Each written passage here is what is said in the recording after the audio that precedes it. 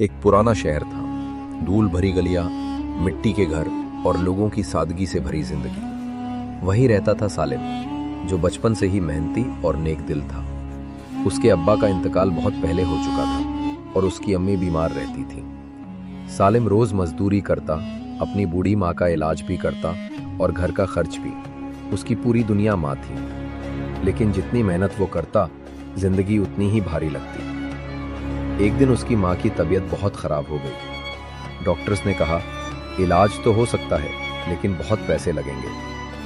सालिम की आंखों में आंसू आ गए। उसने अपने घर का सारा सामान बेच दिया, यहाँ तक कि अपने वालिद की याद में रखी पुरानी घड़ी भी। लेकिन पैसे फिर भी कम पड़ गए।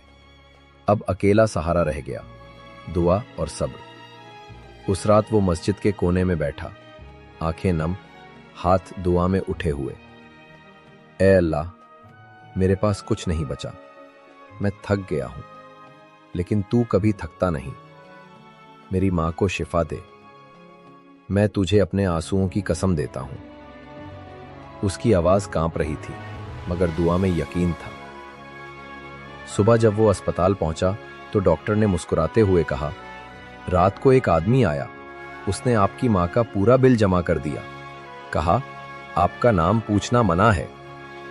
सालिम हैरान, आंखों से आंसू निकल पड़े। उसने मां का हाथ पकड़ा। अम्मी, अल्लाह ने हमारी सुन ली।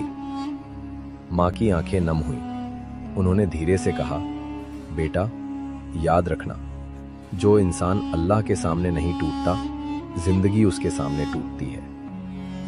मां कुछ हफ्तों में ठीक हो गई। सालिम अब और भी ज्यादा मेहनत करता, हर नमाज में सजदे में गिरकर शुक्र करता और हर गरीब की मदद करता। वो कहता,